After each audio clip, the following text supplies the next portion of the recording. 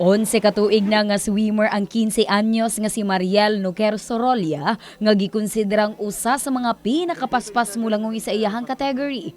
Nakaabot na kini sa palarong pabansa, isip representante sa Jensan ug Rehiyon 12. Buot kuno niyang mamahimong mas maila sa swimming sa tibuok nasud.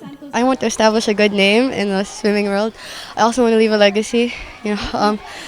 When people hear the name, they're gonna be like, "Oh wow, that's a good swimmer." And then I can also catch attention from good universities, so I won't have a hard time when I go to college. Samtang ang mag-igsuong Denise Alexi ug Nicole Austin agayan, ang sobra usa ka tuig pa lamang nga swimmers apan nalipay tungod kahibalo na sila mulangoy. Wala akong magawa. Axel Marco, swimmer, Villanueva Axel. Wala kang ma-feel pag magdating ka na mag-swim doon. Hindi mo na ma-feel yung paligid mo. Kaysa naman sa ibang sports na basketball, masyadong common, okay naman siguro swimming.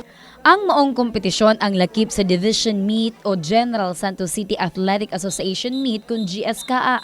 Nagtigi ang mga public o private nga mga magtutungha gikan sa dakbayan sa Jensan sa elementary ug high school.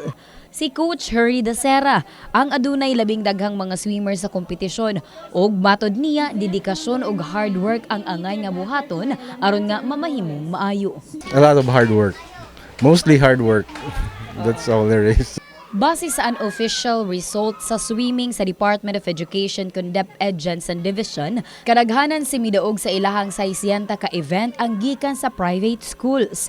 Nasayran nga ang mudaog sa Division Meet ang mamahimong moapil sa Regional Meet, sunod ang palarong pambansa. Abby Lorenzo, Brigada News.